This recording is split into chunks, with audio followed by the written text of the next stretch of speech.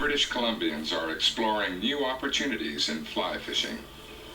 The general consensus has been from the very beginning that catching a salmon on a fly just wasn't done. It couldn't be done, it was too difficult. They are traveling in too deep a water.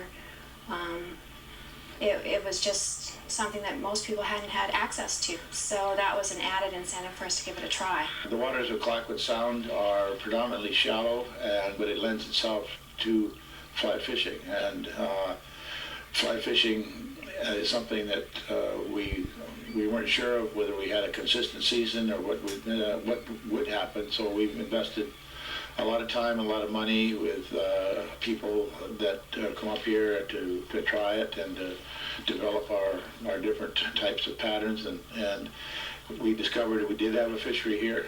And while we still have a regular charter fleet, we think the future of this fishery is going to be fly fishing. The techniques for the saltwater fly fishing are constantly changing because it's new for all of us.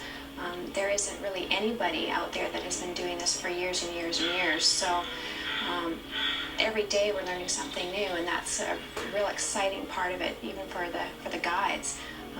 Drifting and using heavier lines and using tides rather than to get your lines down deeper is a different technique than the anchoring and tying up to kelp. And so you're traveling across more water, you have access to more fish, and it changes constantly. So we really enjoy trying new techniques.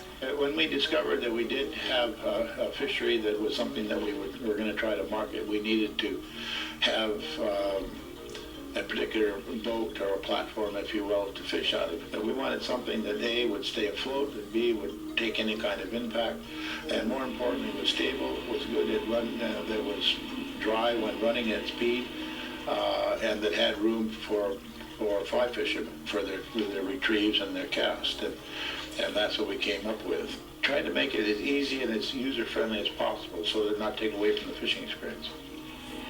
Almost all our guests are experienced fly fishers. They're after the unique experience of the saltwater. They have tried the rivers and streams and lakes, and now they're out for the added challenge of the saltwater, and that's exactly what they're getting here. One thing about fishing in BC, we do see a lot of evolution. We see some of it by statute, where they say where you're required to have barbless hooks, for example. We don't see these as efforts to make catching fish more difficult. We see these as efforts to ensure the future of our fishery and the activities that we are so privileged to allow people to experience in British Columbia. So one of the things that we are actively engaging in is saltwater fly fishing. It's the ethic of the sport of fly fishing itself, the communing one does with nature. I think with fly fishing, there's more of a connectivity, and is that essentially fly fishing creates the essentials of the experience we're trying to deliver to our guests. This has more to do with tide, with flow, with looking and seeing what little creatures are out there, what the salmon or cutthroat trout are doing, how they're eating. Catch and release fishing is the future because it is a way that we can maintain active sport fishing and still provide opportunities for fishers again and again and again. One fish that is caught by 4 people offer 4 experiences, and really that's kind of what we're after. I believe we're the first lodge in saltwater lodge in Canada to offer a discount for catch and release fishing if you're willing to forego keeping fish, that we give you a 10% discount.